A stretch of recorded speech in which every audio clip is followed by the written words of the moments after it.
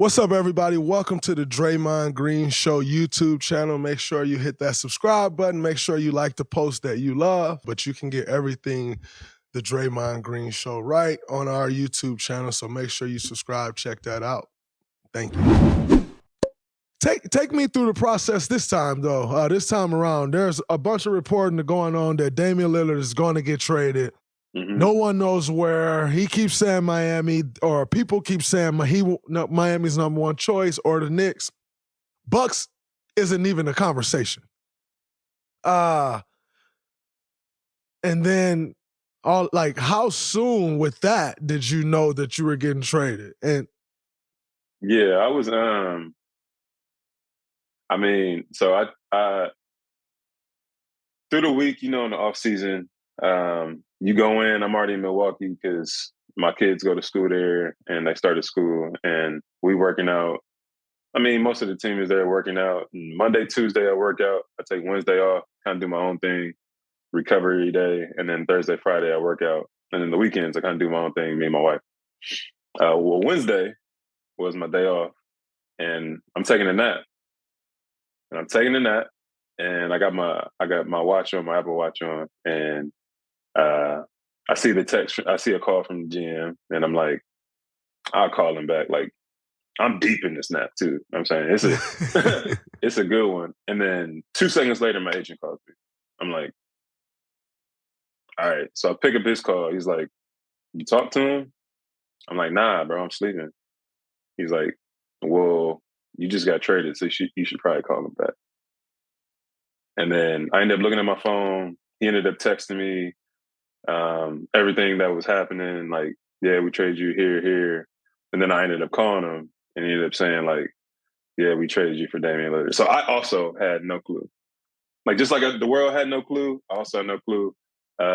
He did tell me, I think before it broke on Twitter and all that, the world kind of knew. But I think for me, it was just a shock because I had no clue, like out the blue. Mm-hmm. And I think a part of me thinking like, maybe I felt like not that I was untouchable, but maybe I had done enough to at least let me know 24 hours in advance, not 5 minutes in advance. And maybe I'm asking for too much. I don't know. But it's kind of like, I won there. You know what I'm saying? We won there. So how many championships in Bucks history? Yeah, you ain't asking for too much. 50-year span. But again, I'm not upset with it. I'm not upset with it. It was just more of a shock. Like I didn't think that if I was going to get traded, I thought I would at least know in advance. I could prepare my family. I could prepare my kid. Like we had a life there, and like I said, my kids were already in school. And then that next Monday was training camp. Wow. So it wasn't like in the middle of the summer or the middle of the off season. Like, no, we had 4 days. So I have to figure out how to move my family. I got to figure out, for one, I got to figure out where I'm going. Because I didn't end up staying in Portland. And that also took a minute too. So I'm in limbo for 3 days. Like not really knowing what's going on. And then when it all kind of came together at the end, I really thank God for Portland and Chauncey and the GM there because they really did good by me. Just really asking me and talking to me where I wanted to go and if I was on the same timeline as them and all that, and they did it. I love them for that. But it was just such a shock, and then being thrown into another system that I had no clue about. But being traded 4 days ago, and then having just to fly there and go straight into training camp was crazy. Did you get a chance to talk to Giannis, Dame, anybody? Like any of those guys? I talked to Dame. I was like, hey, bro, you're going to love it here. I think because honestly, just like everybody else I thought Dame was a good fit with Giannis. Like how they play together, the pick and roll, adding K-Mid to that. And you got Brooke obviously stretching the floor. You got Bobby stretching the floor and being a bully in the paint. I thought it was a good fit for him. So I ain't had no hate or anything. I talked to Giannis a little bit, but the first person that called me was Chris, and he came to the house, and we had a deep conversation. We had a good conversation. So came in my boy. So it was good to kind of talk it through with him, because honestly, I think a lot of them were just as shocked as I was. Like, I don't think anybody knew. I think they kind of kept it close to the chest for the most part. Again, I don't know who knew like the whole story and who didn't. So I can't speak on all that. But like, I know a lot of them, they just kept it close, because if it did get out, again, I don't know. For me, it's like, I'm a grown man, and if you tell me that like I'm possibly going to get traded, I'm gonna be like, all right. Yeah. I think that's a tough thing to do, though, for a GM, for being who you are and what you meant to that team. And like you have to play well for that team to win. If they like, yo, you may get traded and then all of a sudden you don't, that could be tough, because like, all right, well, trade me then. Like get me out of here now. So I get that from a certain extent, but this isn't a normal situation. This isn't like some guy that just played here and now we just moving on because it didn't work. Like, we just won a championship. We're within 2 years of winning a championship, and we still have championship aspirations. Is pulling me out of the puzzle gonna help better that championship? I personally don't think so. Not that Dame isn't great, but just for what you meant to that team. Like, that team took a big hit defensively all year because of the way people don't understand. The way Giannis and Brook play in the drop, that only works in today's NBA if you have a guard that doesn't get screened and chases over the ball like a hawk. Like, he chases over the screen like a hawk. And with you chasing over the screens, they can sit in that drop and you're good enough to funnel them to the drop. All of a sudden you remove that and you don't have anyone to do that. And Grayson Allen was gone, who I also thought was y'all's second best perimeter defender. Bro. Like, defense took a huge hit. Bro, when I tell people during that time, because me and Grayson, just ironically, me and Grayson didn't go in the same day. The day that we got traded, Grayson also didn't go in that day. Which I don't know. Yeah, I don't know why. But Grayson was killing. This offseason, Grayson put in work and he was killing. I'm like, he is the best player on the court this offseason. So I think all of it kind of, like, looking back at it, I'm like, man, I do think defensively it was a big, it hurt him a lot. But, you know, trades can be made and you can try to find defense and do all that. But I agree with you. I think that I was kind of perfectly put, or I fit perfectly in funneling guys to Brook, who I think last year had career high in blocks. Obviously, you see what Giannis does, blocking shots and stuff. So I was meant for that. But yeah, for sure. Brook was mentioned as possibly defensive player of the year last year. Yeah, and I don't remember nobody ever mentioning Brook for nobody's defensive player of the year. So that does definitely show your impact. But so you pretty much chose to go to the Celtics. Like, the Blazers kind of gave you that right to just kind of pick where you wanted to go? Yeah, there were other teams that I wanted to they were one of the teams that I wanted to try to go to. Obviously, they had pieces. I think something happened with with Malcolm earlier where he didn't go to the Clippers. Mm-hmm. So I think he was maybe looking to go somewhere else.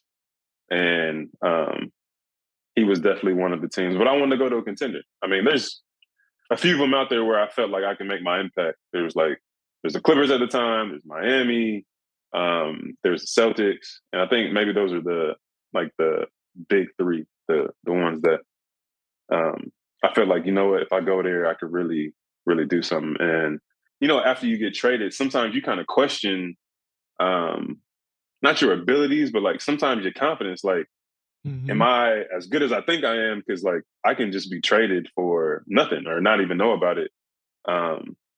But to see so many people kind of text me and be like, dang, like I didn't see that coming. Getting those text messages, man, I'm like, you know what? Like, yeah, I can still hoop. It ain't over That for me. part. I'm still nice. So it was cool. It was cool to kind of have that feedback. But what was your reaction like initially?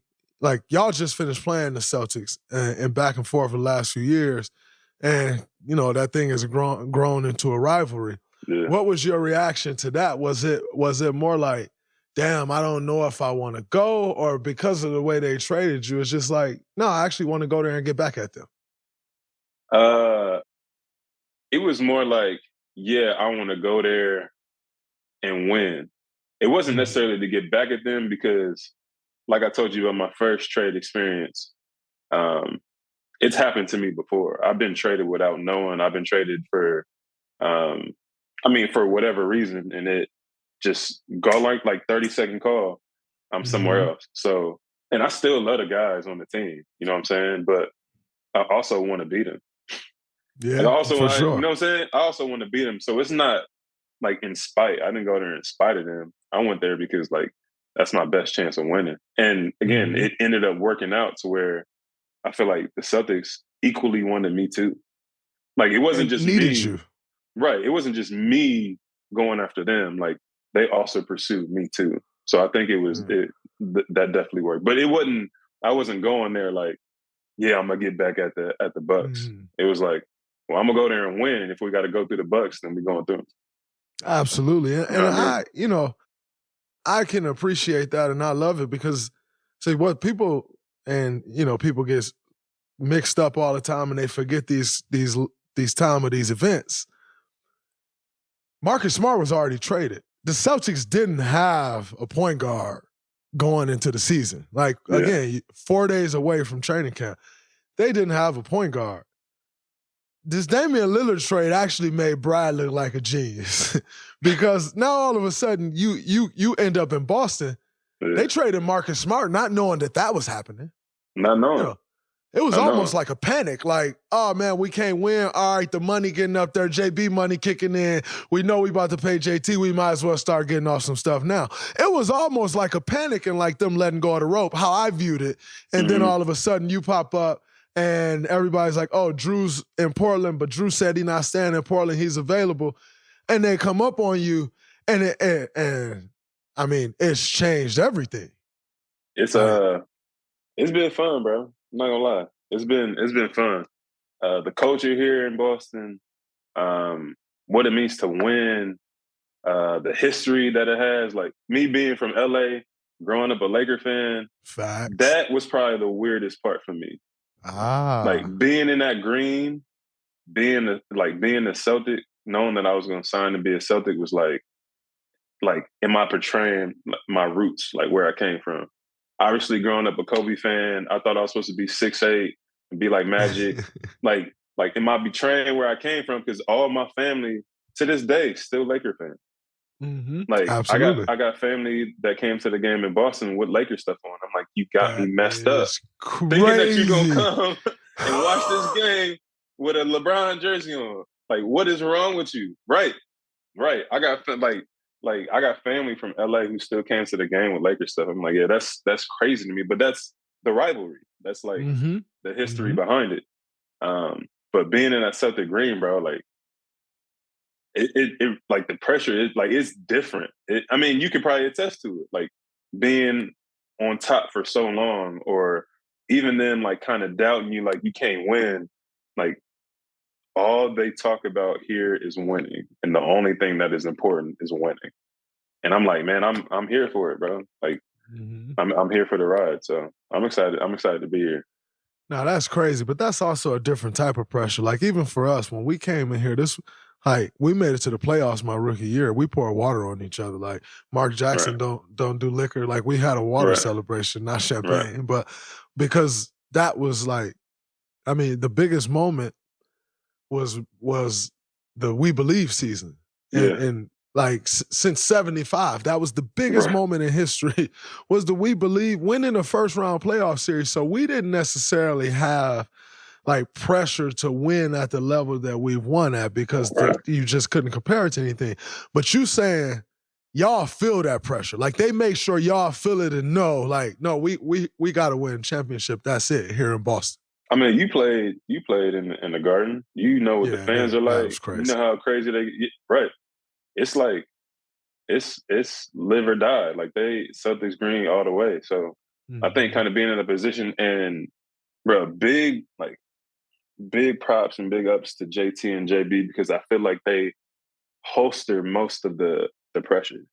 Like, a lot of it is on them because they've been together for so long, and kind of have gone through this where they've been to the conference finals, and they've been to the finals and all that so many years in a row.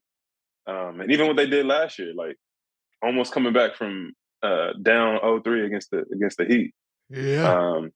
I think that playing with them and seeing, like, now that I'm on this side and seeing like the pressure that they go through and how they handle themselves is like is ultimate professional. Like, I don't think a lot of people would be able to do what they do.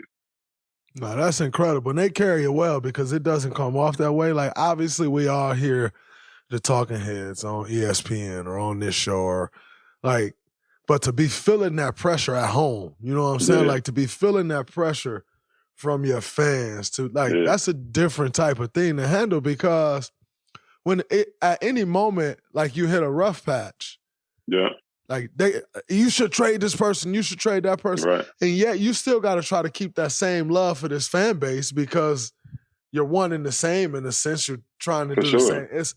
That's a tough thing to do. And I don't think people realize how much that takes and how much that says about those two and just where they are in their maturity. Yeah, it's and I saw that from day one, bro. Like, and you know JT, and I mean, you know JB too, but you know JT, like, super cool and calm. It don't seem like anything mess with him and all that. But I know, like, again, just being here and seeing that type of pressure, bro, I'm like, man, like, I really admire it. Like, and they do it with such a grace. And just how they handle themselves is like way wiser, or like wise beyond their years. So it's been cool to kind of see that. All right, the NBA season is in full swing, coming down the stretch. Then we move right into the playoffs in April, May, and June. I can't wait. Spice things up with DraftKings Sportsbook, an official sports betting partner of the NBA right now. All you have to do is put down $5 and get $150 instantly in bonus bets. Pretty good trade-off. I pay $5, I get $150. North Carolina listeners, do not forget, welcome to the party. DraftKings Sportsbook now live in your state, North Carolina. Download the DraftKings Sportsbook app. Takes 90 seconds. The code is Colin, C-O-L-I-N. Again, 90 seconds. Download DraftKings Sportsbook app. Put in Colin. New customers bet $5, get $150 back in bonus bets instantly. That is the trade. All right? The code is always Colin. The crown is yours.